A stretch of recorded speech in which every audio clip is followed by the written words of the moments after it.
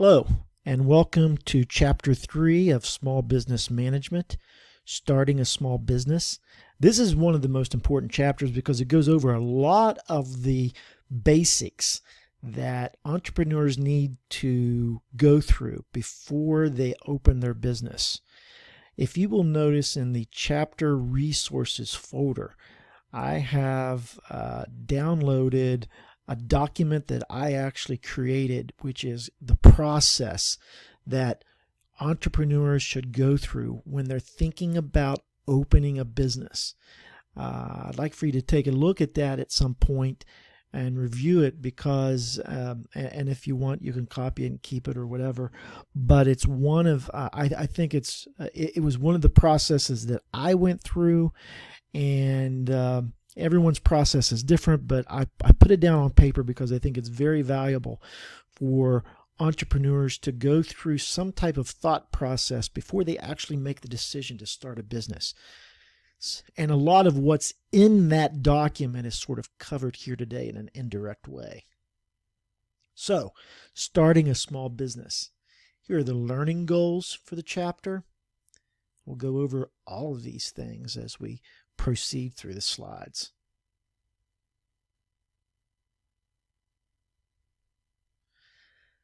A book that I've been reading by Eric Ries, and it's titled The Startup Way. It talks about the diffusion and adoption of new technology. The only reason I put this in as a slide is I wanted to discuss basically how quickly items or new technology is adopted. I'm not going to go through all of them, but I don't know if anyone can guess, how long did it take 25% of the U.S. population to adopt this certain technology? I don't know if any of you know what that is, but it's electricity. Electricity. It took 47 years for just 25% of the U.S. population to adopt electricity once it was discovered or invented. However, the smartphone only took 3 years for 25% of the population to adopt that new technology. The point of this is, if we have an idea for a new business, we'd better jump on it quickly before someone else does, because new technology and new ideas are adopted quickly today, whereas years and years ago that wasn't the case. But everything moves at a much quicker pace these days. So if you have a business idea, it would behoove you to move quickly on it, but not to skip critical steps before you do that. And that's what those critical steps are, some of the things we're going to be talking about today. Where do these startup ideas come from? Well, I think we talked about earlier opportunity recognition, and this is being able to identify possible new products or businesses or services that actually would lead to some promising results or promising revenue. So being able to identify that and jumping on that idea quickly. That would basically be an opportunity recognition. Entrepreneurial alertness is sort of the same thing, but it's also the ability to have the flexibility and the wherewithal to actually pivot away from the original idea if the original idea looks like that it's not going to be such a good idea. So if something would happen in technology or something would happen in the world and all of a sudden consumer taste change or that technology change is going to affect the demand for your new business, product, or service, entrepreneurial alertness would be the ability to pivot away from that and to go on to something different. Whenever we're thinking of a product or a service or even a business that we want to start, one of the things that we want to make sure is that it provides value to the end user or to the customer. If we can't provide value through our new service, our new product, our new business. If it doesn't add value for the customer, it's probably not a good idea. Customers are not going to pay for something that they don't receive value from. Okay? That's very important to remember. Value doesn't have value to the customer. And you can take this down to the simplest of terms. I know a restaurant that I love their pizza and hoagies. Seems rather simple. They have been providing value to me for basically my entire lifetime. I've been going to this restaurant ever since I can remember, even as a kid. It's still around. It's not a chain restaurant. It's a privately owned restaurant in Bridgeport. It's a very good restaurant.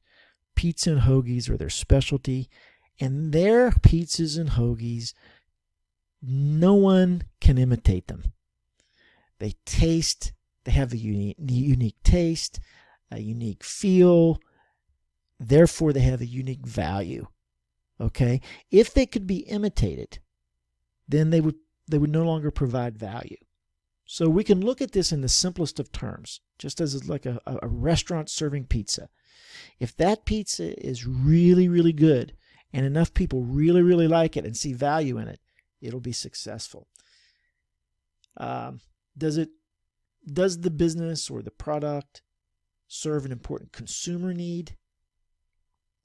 Is it readily recognized to have benefit or utility for the customer? And are there a large number of customers that it's affordable to? Going back to the example here that I list on the slide, Superior Photo was a small locally owned business here in Morgantown that developed photographs. Well, we all know that the digital age pushed film photography over onto the digital side. And their main product was the development of film photography. Basically, they lost their value, and they're no longer in business anymore.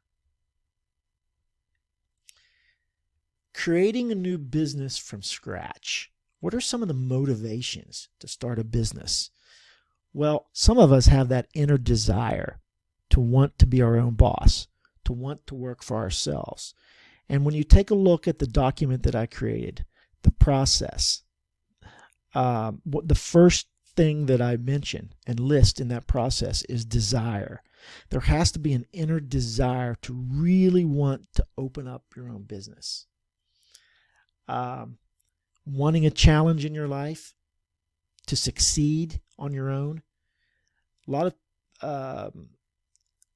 of entrepreneurs are motivated just to avoid undesirable features of large corporations,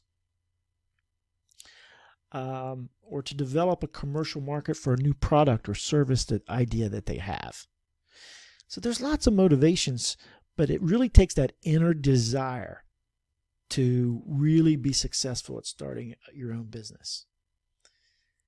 Types of ideas that develop into startups: new markets, new technology, new benefits from existing products.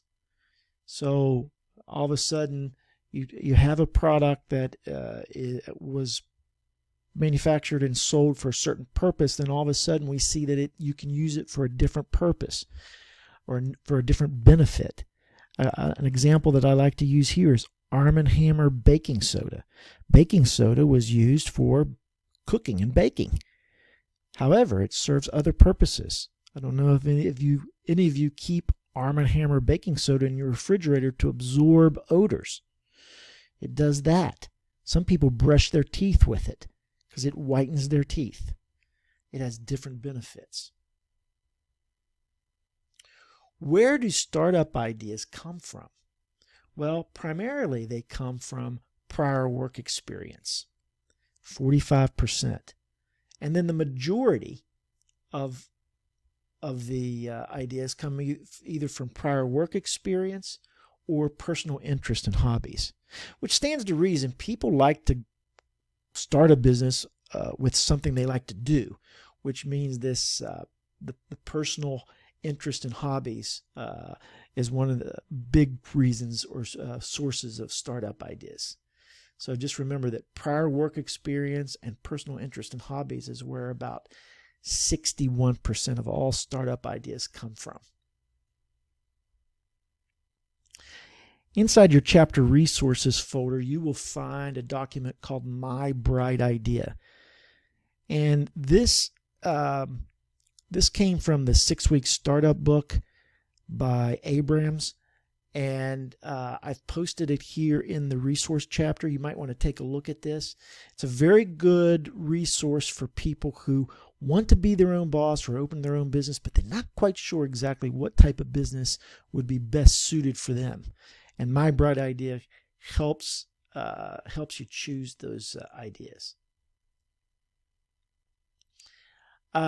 Using innovative thinking to generate business ideas. There's a lot of businesses that have been developed, and some of these businesses developed from scratch, but are huge businesses now, simply from borrowing ideas from existing products. So Apple Computer, Steve Jobs and Steve Wozniak, basically are known as the founding fathers of the personal computer.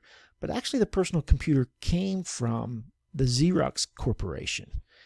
It wasn't until Steve Jobs took a tour of Xerox's Palo Alto Research Center and seen the graphical user interface being used in their computers that he had the idea of using graphical user interface technology in Apple Macs. There's a video posted, actually it's posted here on the slides. I'm not sure if you can view it from the slides itself, but I've posted it on my YouTube channel in the Management 3350 playlist. Combining two businesses into one to create a market opening, you might say a bookstore or coffee shop. Recognizing a hot trend and riding the wave, the fidget spinner. And back when I was a kid, something called the pet rock. There's a video also on the playlist and here on the slides that you can take a look at that pet rock. You'll be amazed. It was worth millions and millions of dollars and sold millions and millions of units. Thinking how to streamline a customer's activities might become a business. Amazon Go, where there's no checkout counters. Everything's done by scanners. So when you pick up an item, it's scanned and automatically billed to your account. Take a look at that video. So all three of those videos are posted here in the slides and also in the playlist on YouTube.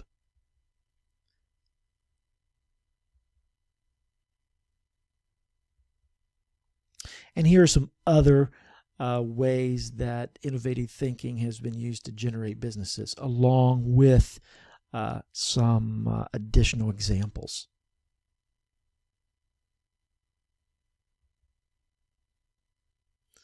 Will this idea work? So a lot of entrepreneurs, when they have this idea, they put blinders on and they're not able to objectively judge whether or not their idea is feasible.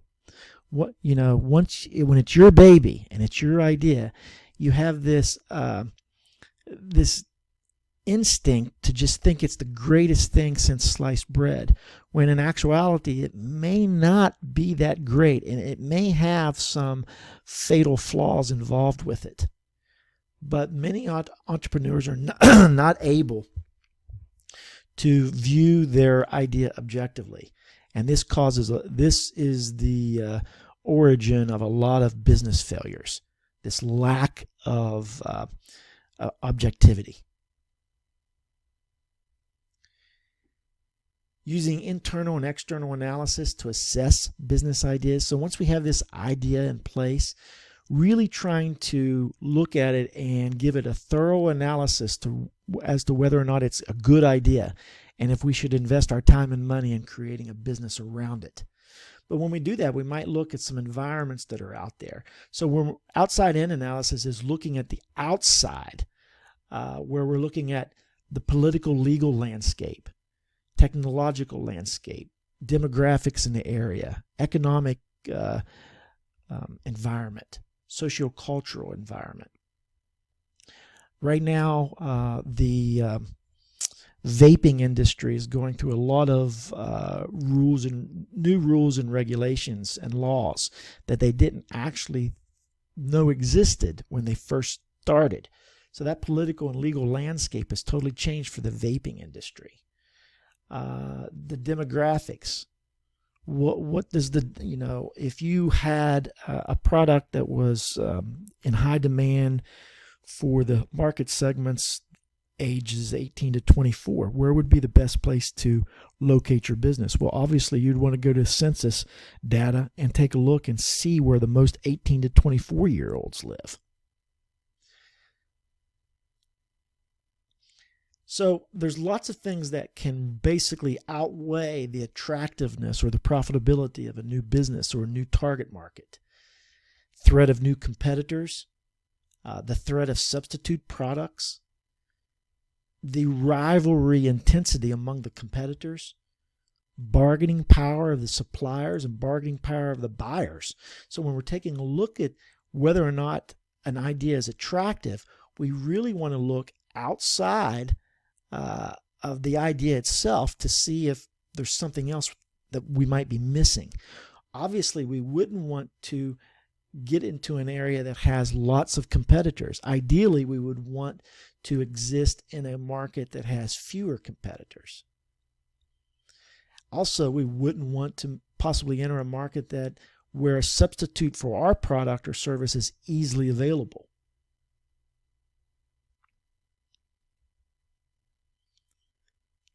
And here's some questions to ask about the competitive environment.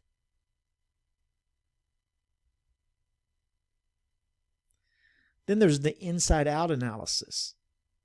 What is it about us ourselves when we're looking inside the idea or inside ourselves? What resources do we have that make us a viable business or product? So when we take a look at resources, our capabilities, our core competencies, what are we really capable of doing? Do we have a management team in place that has the capability of being successful? What are our core competencies? So what's a core competency? Well, it's something that a firm has that gives it a competitive advantage. So when we think about Apple Computer, one of the core competencies they have is technology. They are able to innovate and develop new technology quicker and better than anybody. Okay, that's a core competency of theirs. When they lose that core competency, they're going to be in trouble. A SWOT analysis is a good thing to conduct, where we look at our strengths, weaknesses, opportunities, and threats as we're evaluating our idea or our business. Most businesses do this on an annual basis. Here's an example of the strengths, weaknesses, opportunities, and threats, where the strengths and weaknesses are internal to the company and the opportunities and threats are external or outside the company.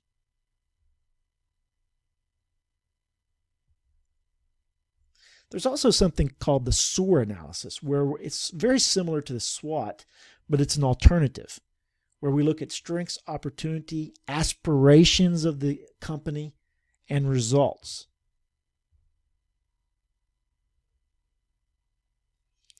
A sustainable competitive advantage is something that the company does that can't really be imitated or mimicked by other companies. Sometimes these competitive advantages lose their effectiveness very quickly. And if you were looking at the iPhone when it first came out, it gained strength in the market, and this would be this life cycle, the product life cycle of the iPhone, the very first iPhone. But it gained acceptance in the market, sales increased, and all of a sudden it started to decrease, probably because competition entered the marketplace. Well, what did Apple do? Apple brought back the iPhone 2. I think that's what the number was. They have so many different numbers. But the second iPhone version came out, then the third, then the fourth, and now what are we on now? The X, or I'm not even sure what version we're on, but the fact is, every time they came out with a different version, it had added features that weren't available on other phones. However, they quickly were available by their competitors. Therefore, Apple's continuously operating on working on the next version, because this gives them a sustainable competitive advantage in the marketplace. This is just one example. Every business has some type of sustainable competitive advantage where they're bringing value, as I mentioned earlier, to the market and to consumers. Otherwise, if they cannot continue to have this sustainable competitive advantage or bring value, they will eventually falter. Selecting a strategy for in order to capture opportunities in the marketplace. And I will tell you, you don't have to select just one. You could select two. You could select all three. But there's a differentiation-based strategy where you're different from your competitors. You offer something that no one else is offering. There's a cost-based strategy where you offer something at a lower price than anyone else. And there's a focus strategy. And most small businesses will use all three. But there's a focus strategy where you focus in on one or few products or services. So my medical equipment company, I used all three. I was different because I offered only retail medical equipment and very, very good customer satisfaction or customer service. I was a low price leader in the industry or in the market, and I focused solely on medical equipment. So I had a mixture of all three of these strategies.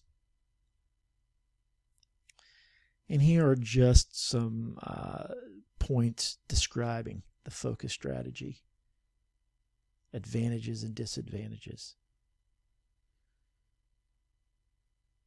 Factors in business idea screening. So as we're looking at this idea, one of the things that this idea for a new business, one of the things we want to do is we want to screen out bad ideas and keep the good ideas. So some of the things that we might look at when we're screening a business idea: the strength of the overall strength of the idea, industry and competitive advantage, if we have any, capital requirements. How much money is it going to cost to bring this to market or open this new business? What are the capabilities of the founders? Do they have an idea of what they're doing? When I opened up my medical equipment company, one of the advantages that I had is that I had prior I had worked as a sales and marketing director of a medical equipment company. So I had a very vast knowledge of medical equipment. The target market and customers, what do they look like? Is there enough that can afford the product? Is there enough to keep you in business? So all these things are looked at when you're screening a business idea. Is this idea feasible? What's your competitive advantage? Industry attractiveness. Again, the capability of the founders and management. What are some market factors or fatal flaws that might exist that we don't even know about? Let me talk about market factors for a second. Right now, when we're experiencing the COVID-19 pandemic, the market factors might not be favorable for very many business ideas. But there could be a few business ideas that would be very good to start right now. One of those would be cleaning businesses that go in and sterilize or sanitize other areas or other businesses. The market factors for that business would be very high right now. Might be a very good idea to start some type of business like that. So a feasibility analysis is something that has to be done to make sure that an idea works or that it won't work. So it's that preliminary assessment on whether or not this idea is going to succeed. Fatal flaws are something that are built into ideas that we may not even know about, maybe invisible currently, that when they rear their head, they actually can create the downward trend, or basically the failure of the business. Let me give you an example. Many of you may or may not know that Coca-Cola created New Coke in 1982. They came out with a new recipe for Coca-Cola. The fatal flaw was most of their customers didn't even want a new taste. They liked the taste of Coca-Cola, and that's why the New Coke failed when it came out. It had a fatal flaw, and they didn't even realize it.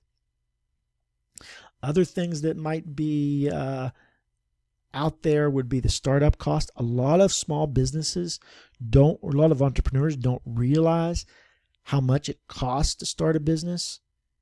And some businesses run out of money before they can even get up and running.